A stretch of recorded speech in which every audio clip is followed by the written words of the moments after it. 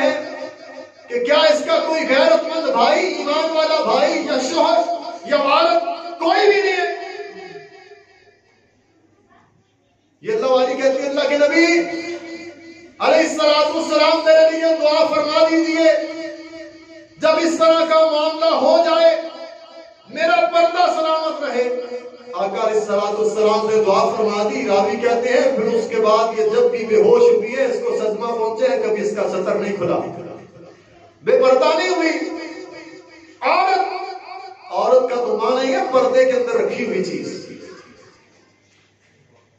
ڈھانپی ہوئی چیز، چھپانے کی چیز۔ بہرحال نبی علیہ السلام نے فرمایا بی بی صبر کرے گی جنت ملے گی۔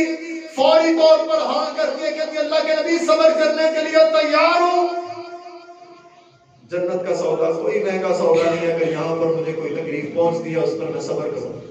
اور صبر کے بارے میں سن لیجئے، آقا علیہ السلام نے فرمایا الصبر عند صدمۃ الاولی، جب تکلیف پہنچے، جب کوئی بیماری پہنچے، اذیت پہنچے، اسی وقت صبر کرنا ہے، اسی وقت صبر کرنا ہے۔ یہ نہیں گلا پھاڑ کے، جزا فضا کر کے، آہو بکا کر کے، گریبان چاک کر کے، کپڑے چاک کر کے، پورے ذہن ڈال کے جب گلا بیٹھ جائے، ہمت جواب دے جائے اب کچھ بھی نہیں ہے، سب کچھ اپنا دل کا بخار اتار کر کے، غبار نکال کر کے پھر اب کرے اب تو میرا صبر ہی ہے، یہ صبر نہیں ہے۔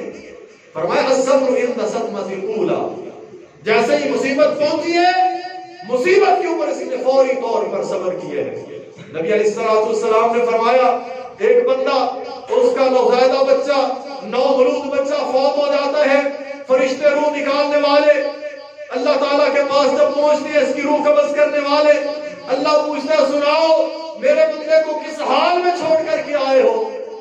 یہ فرشتے بتاتے ہیں اللہ جب تیرے بندے کے بیٹے کی روح قبض کی تو وہ کہتا تھا انا للہ و انا الیہ راجعون۔ اللہ اس نے پھر بھی تیری حمد و ثنا بیان کی، انا للہ و انا الیہ راجعون پڑھا، تیری تعریف کے کلمات کہے۔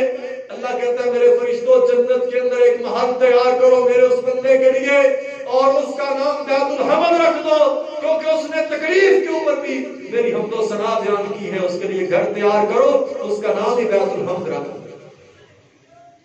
تکلیف پر، مصیبت پر، صدمے پر